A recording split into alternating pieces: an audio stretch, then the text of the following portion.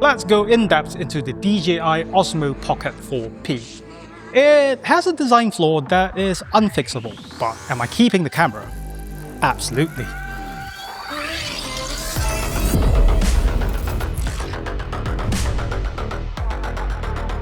I bought this camera with my own money, and it puts me in a weird position where I can talk about it and tell you everything I know about this camera. And yeah, I've had this camera for about a week now, and I've toyed around with it. I've tried all the different modes, so I think I'm ready to give you an in-depth review of this camera. Now, bear in mind that DJI might just update something about this camera that makes this review slightly obsolete. So currently, right now, we are filming in D-Log 2, but I'm going to walk you through different settings that you can use with this camera, all the way from standard to everything on auto to D-Log 2. We're going to talk about build quality, the weight, and whatever you get in the box. Basically, the things that are very inconvenient to talk about outside. So I'm not going to compare the Pocket 4P with the Pocket 4 because I do not have a Pocket 4. We're going to compare it to the Pocket 3. So the Pocket 3 comes in at about 180 grams. This one comes in at 230. Part of the reason for the weight jump is because of the dual cameras on top of it. Another change from the Pocket 3 is that you get about 100 gigabytes of internal memory in the camera, which is quite useful. You get about 2 hours and 43 seconds if you're shooting at 4K 25p in D-Log. You get the same amount of footage in the internal memory from D-Log. On a 256 gigabyte memory card that I have inside, the micro SD card that I have inside there, I will get about 6+ hours of footage. So basically with a 256 gigabyte card and the internal memory, you get somewhere in between 8 to 9 hours of footage. And speaking of the memory card door is now covered, but that does not make the thing waterproof because of the gimbal design and what have you. It is not an action cam. Let's get into what you get in the box. Again, I bought the standard combo. You get a pouch, you get a handle, you get the light that we will touch on later on. You get the camera itself, and what else do you get? You get a lanyard, and that's about it. But let me tell you why I'm glad that I bought the standard version instead of the vlog version. Number one, the vlog bundle does not come with the Mic 3. It comes with the Mic Mini 2. It also does not come bundled with a wide-angle lens, something I regret not having with the Pocket 3. Thank God Freewell came in, they sent in some of their filters, which makes the 20mm camera into a 15mm camera because it's a vlogging camera, and very often you do not want sort of like a tight talking head. You want more of your environment in the shot as well. People will argue that there will be too much distortion and what have you. Yeah, it's give and take. A lot of my Pocket 3 accessories actually fit on the Pocket 4P. For example, this foot by Ulanzi over here, the PK11, it fits right in without any problem, so I do not have to buy another right angle adapter. At the bottom, I have an Uka plate attached. The cage also fits, but the problem is the memory card door will be covered by the cage. At the end of the day, I don't think I will remove this memory card very often, so yeah, I am quite fine with it. Mine comes with the MagSafe behind the camera, although I am looking at the small rig cage, a version of it anyway, with the magnetic and Arcus plate behind. Okay, let's talk about some of the buttons in the Pocket 4P. Now, if you are already using the Pocket 3 or the Pocket 4, you will be very familiar with this. I'm going to start with a massive, I think, design oversight. The custom buttons right here is brilliant. The one on the left gives you zoom, and the one on the right is a customizable button, which also has single press, double press, and triple press. The way I have it set up is the single press switches me from C1 and C2. What I have set up on my first custom profile is the 4K 25 FPS on D-Log. On C2, I have it set up at 4K 50. So it's literally just a press of a button instead of just scrolling through menus and what have you.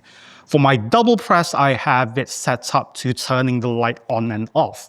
And on the triple press, I forgot what I set it up to, but anyway, I don't use it anyway. So yeah, at the bottom, you get the standard joystick, you get the standard record button, nothing new here. There is a design flaw that is unfixable, honestly, and that's these buttons over here. If you're shooting in vertical, the buttons are covered. It's useless, and I don't believe it is fixable. Let's move on to this. This is just a normal handle. It does not give you additional power, but it reroutes the USB-C port to the back of the camera instead of sticking it to the bottom, so you can actually just stand it up, charge it. It also has a quarter 20 underneath it that you can attach sort of like various accessories, maybe tripod feet or whatever.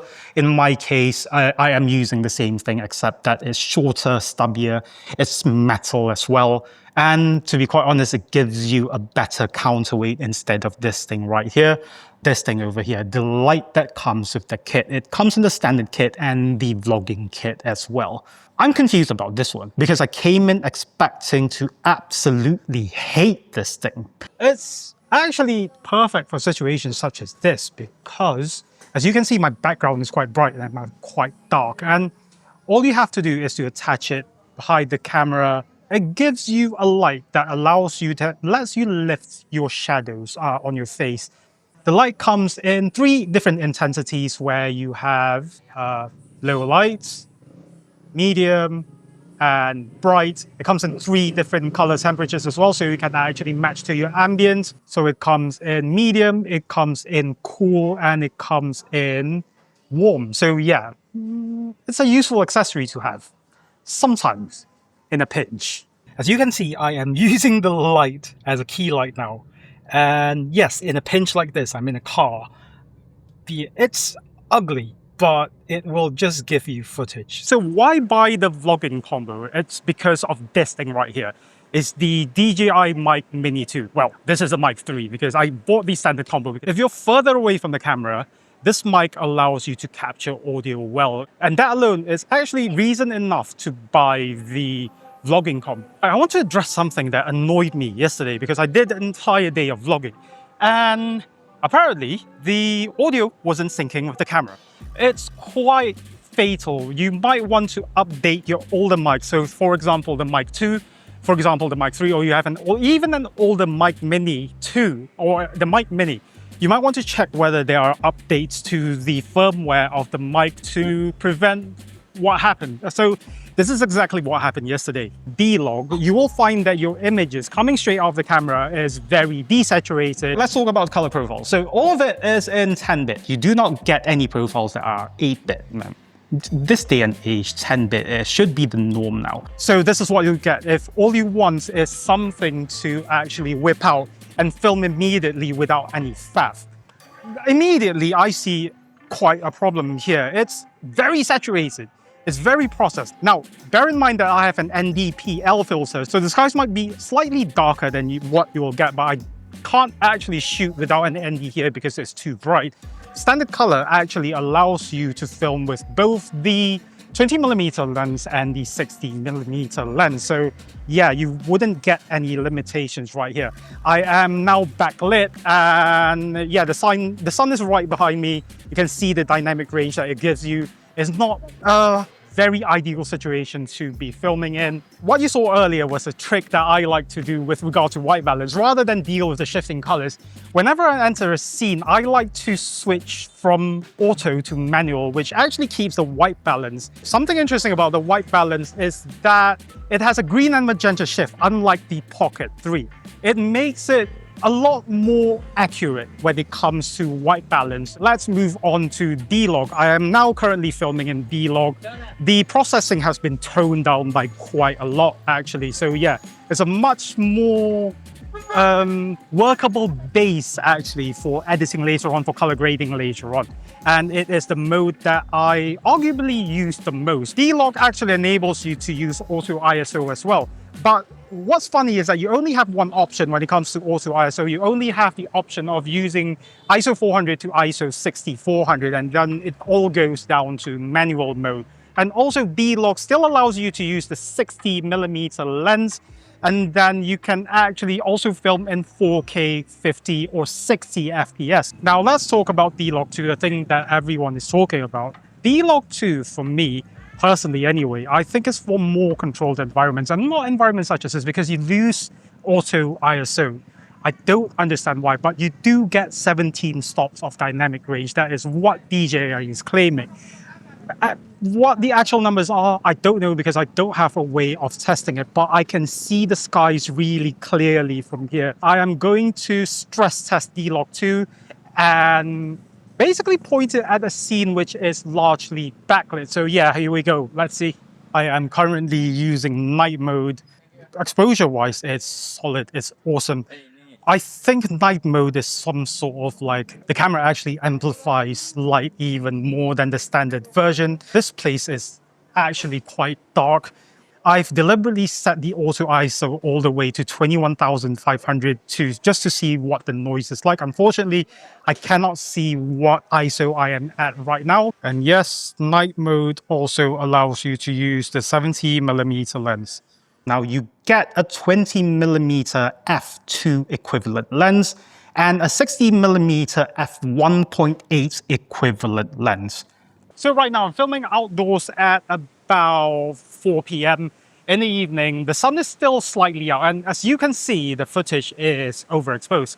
What makes it worse is that if you actually switch to the 60mm, which I will right now, it goes even brighter, because the aperture is different between both lenses, and this will only happen if you're in manual mode though and you're not using auto ISO. I do have a solution for that though. These are ND filters by Freewell. I'm going to put them on. I'm guessing I'm only needing ND8 right now. Arguably one of the most essential accessories that you can get for your Pocket 4K. I've put on the ND filter and brought my exposure down, and yeah, it just ensures that I do not clip my highlights. I am also now going to switch it to the 60mm lens. Right, this is quite unfortunate. It also still brightens it up quite a little bit, but yeah, it only happens in manual mode, but it will not happen to you if you're using auto ISO. So you want to take note of that. The other thing about the ND filters that I got is an ND-PL hybrid, and I think it's important because it does this. And as you can see, it cuts down a lot of reflection. So yeah, you can actually see the fish properly, which is quite nice. Mostly, I would use this 60mm lens for B-roll, for detailed shots of the items, you know, without intruding too much into personal space. Now, a bit of a public service announcement.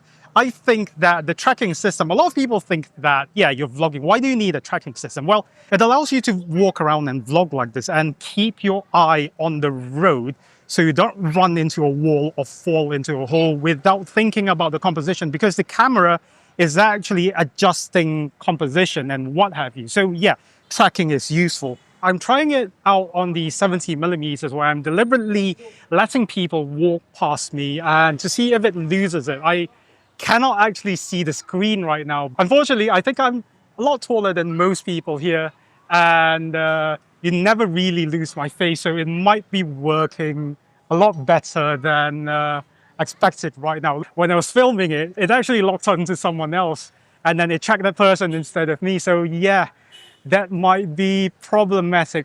Right, let's give the tracking a go, shall we? We can move away far enough, see if it still tracks me. Hide behind a tree. Does it still track? I do not know. I'm quite far away from the camera. What if I disappear from the camera really quickly? So if I disappear from the camera, no, it's following me. If I move towards here, reach the limit. Oh, right, if I appear back into frame, it's messing up the composition though. One of the most important things that you might want to do when you get this straight out of the box, whether you're in standard, D-Log or D-Log 2, is you want to swipe left, go down to image adjustment. You need to go through this for each profile. I have mine set to -2 on texture and -2 on noise reduction. I would rather apply that in post than have the camera do extra processing for me. Number 2, you want to swipe down. If you're in standard color mode, you want to go to settings, and then you want to go to bitrate and change it to high. You don't want to be in standard because higher bitrate gives you higher headroom when you want to shift things around. Maybe you got the color balance or white balance slightly wrong and you want to shift it around. And that bitrate actually gives you headroom for it. The downside of moving this setting too high is that it takes up more space. The video takes up more data, but then again, 256GB card and the internal memory gives you about 9+ hours of footage. Perhaps one of the most important settings that you need to change on your Pocket 4P or Pocket 4 once you get it is the registered subject continuous autofocus. You basically register your face on the camera and it will improve autofocus. It will improve tracking. It will prioritize your face instead of anything else when you're tracking or the camera is autofocusing. It's been a full day of vlogging. Certainly a very, very fun camera. I've gotten rid of the ND filter. Using D-Log like this, the camera will adjust for the exposure and what have you. So it's a lot more convenient, especially if you're walking like this. If you're on D-Log 2, that's it. Your image will be dark as hell. I'm just stepping out of the light and the exposure is adjusting for itself. Stepping into the dark, it will actually boost the exposure. Look at that, it just works amazingly. So it's been about probably 2 hours of solid shooting. I wouldn't say continuous, but it was definitely a lot of shooting. The battery right now is sitting at 35%. And yeah, without the longer battery grip from the creator combo of the Pocket 3, you're not going to get all-day performance and what have you. But the good news is I am going to charge this camera right now from 35%. And see how long it takes to get to 100%. Right now, it's about 5:35 p.m. in the evening. It's now about 20 minutes later. It is now 5:55 p.m.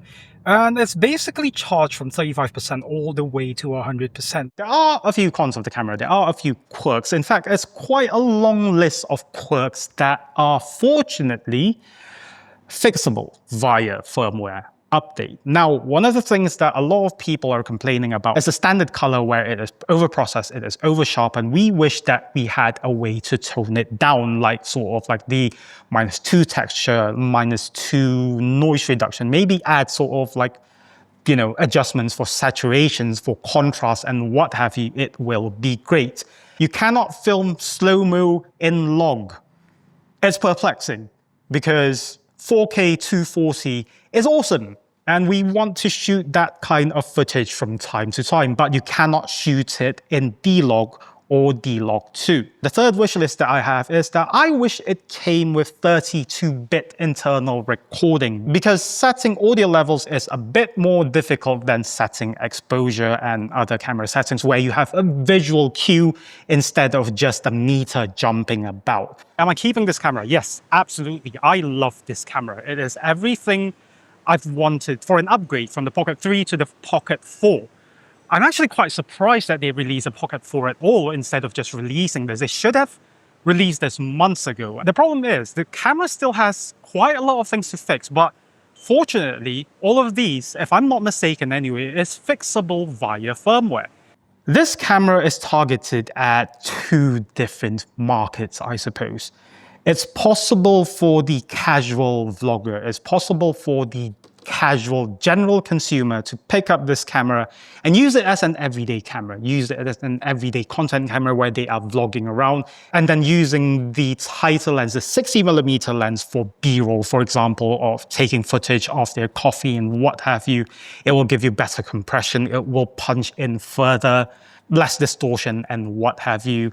On the other hand, it is also a camera targeted at people who want to explore more into the world of videography. If you want to learn about color grading, if you want to learn shooting techniques, the rules and stuff, and how creators, how influencers actually get that ultra cinematic footage on Instagram or TikTok, then this camera opens you up to that. Should you get this or the Pocket 3 or the Pocket 4? The Pocket 3 is still an incredibly useful camera. Is it still serviceable? Well, just because a camera just got released doesn't make the previous camera shit. If you've used this for years, if creators have been using this for years, then you still can continue using it. If you use the 60mm a lot for detailed shots and what have you, yeah, it's worth upgrading. Again, do you need to? no, there's no need to upgrade. But then if you can afford it, if you are jumping, if this is going to be your first action camera, then yes, please buy the Pocket 4P. Right, so those are my thoughts on the Pocket 4P. Yeah, see you in the next video.